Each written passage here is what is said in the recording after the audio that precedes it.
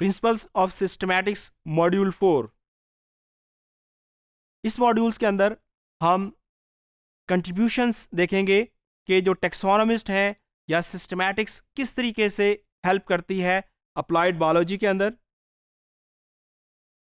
इस मॉड्यूल के अंदर हम सिस्टमैटिक्स की इंपॉर्टेंस एग्रीकल्चर और फॉरेस्ट्री के अंदर देखेंगे, बायोलॉजिकल कंट्रोल के अंदर और पब्लिक हेल्थ के अंदर।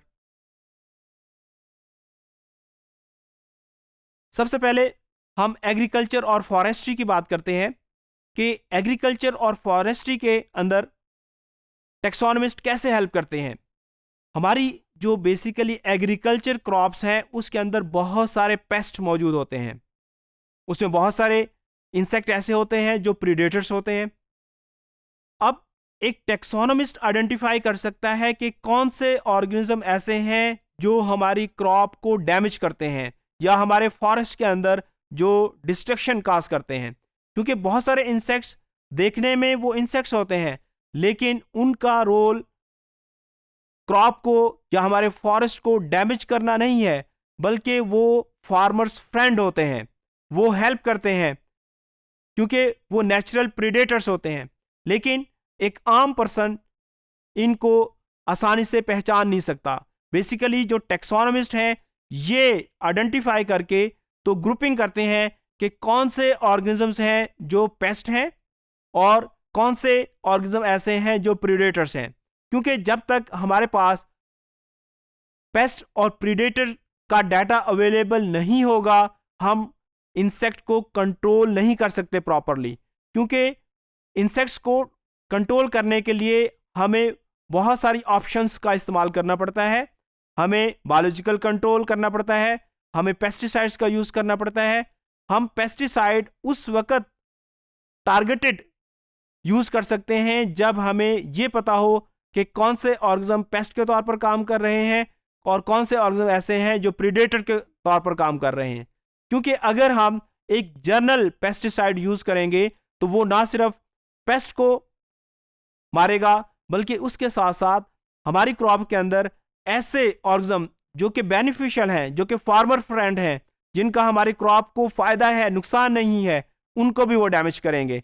तो लिहाजा जो टेक्सोनोमिस्ट हैं ये अपना रोल प्ले करते हैं इस आइडेंटिफिकेशन के अंदर और ये डाटा प्रोवाइड करते हैं पेस्ट का और प्रीडेटर्स का, ताकि एग्रीकल्चर डिपार्टमेंट या फार्मर्स जो है वो टारगेटेड कंट्रोल कर सकें। इसी तरीके से बायोलॉजिकल कंट्रोल के अंदर टेक्सोनोमिस्ट कैसे हेल्प करते हैं। बायोलॉजिकल कंट्रोल क्या है? बेसिकली इसके अंदर हम नेचुरल ऑर्गेनिजम्स का इस्तेमाल करते हैं पेस्ट को कंट्रोल करने के लिए। अब ये नेचुरल ऑर्गेनिज्म ये इंसेक्ट्स भी हो सकते हैं, ये बैक्टीरिया भी हो सकते हैं, ये वायरसेस भी हो सकते हैं। अब बायोलॉजिकल कंट्रोल के अंदर ये जानना बहुत ज़रूरी है कि जो पेस्ट है उसका ओरिजिन क्या है। बहुत सारे पेस्ट ऐसे होते हैं जो लोकल होते हैं, नेटिव होते हैं। बहुत सारे पेस्ट ऐसे होते हैं जो नेटिव नहीं होते बल्कि ये एग्जॉटिक होते हैं, ये किसी दूसरे कंट्री से हमारे इलाके के अंदर आए होते हैं। ऐसे पेस्ट को कंट्रोल करने के लिए अगर हम उसका बायोलॉजिकल कंट्रोल करना चाहते हैं तो उसके लिए आमतौर पर यह प्रेफर किया जाता है कि प्रीडेटर भी उसी इलाके से हो जहां से पेस्ट का ओरिजिन है। फॉर एग्जांपल अगर हम एक पॉपुलर एग्जांपल देखें तो एशियन सिट्रस सिलेट, ये एक इंसेक्ट है जो कि सिट्रस क्रॉप के ऊपर अटैक करता है, सिट्रस प्लांट्स के ऊपर अटैक करता है और कैलिफोर्निया के अंदर इसने सिट्रस इंडस्ट्री को बहुत ज़्यादा नुकसान पहुंचाया। बेसिकली ये जो सिट्रस सिलेट है इसका ओरिजिन एशिया से है।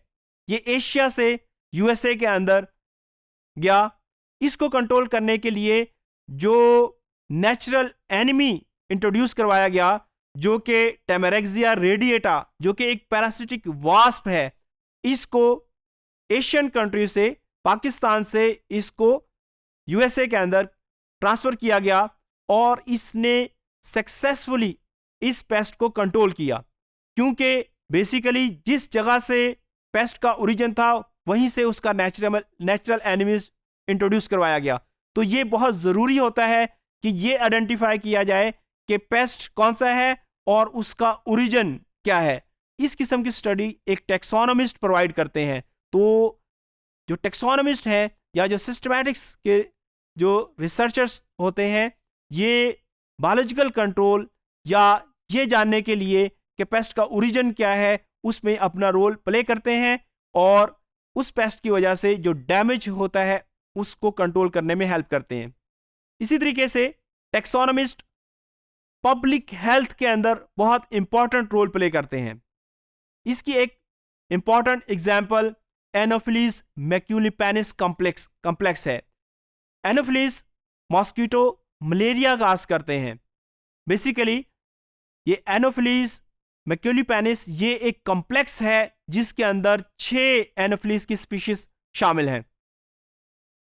क्योंकि मॉर्फोलॉजिकली ये सेम है लेकिन ये रिप्रोडक्टिवली एक दूसरे से आइसोलेटेड हैं, तो शुरू में यही समझा जाता था कि ये एक ही स्पीशीज है। बहुत सारी एफर्ट्स की गई इसको कंट्रोल करने के लिए, लेकिन इस प्रॉब्लम को सॉल्व नहीं किया जा सका। बाद में जब टेक्सोनोमिस्ट ने डिटेल स्टडी की तो ये पता चला कि ये बेसिकली ये तो एक स्पीशीज नहीं है, ये 6 स्पीशीज का एक कॉम्प्लेक्स है। ये मॉर्फोलॉजिकली सिमिलर हैं लेकिन रिप्रोडक्टिवली ये आइसोलेटेड है। बाद में ये पता चला कि इनमें से तमाम जो स्पीशीज हैं वो डिजीज के स्प्रेड के अंदर इन्वॉल्व नहीं है, इनमें से कुछ स्पीशीज इन्वॉल्व है। जब उनकी डिटेल स्टडी की गई तो पता चला कि इनका हैबिटेट डिफरेंट है। तो इसके हैबिटेट की स्टडी करके कि किस जगह पे वो पाए जाते हैं, जब टारगेटेड एक्टिविटीज की गई तो फिर इस डिजीज के स्प्रेड को रोका गया। तो इस तरीके से पब्लिक हेल्थ के अंदर भी जो टेक्सोनोमिस्ट हैं उन्होंने अपना रोल प्ले किया।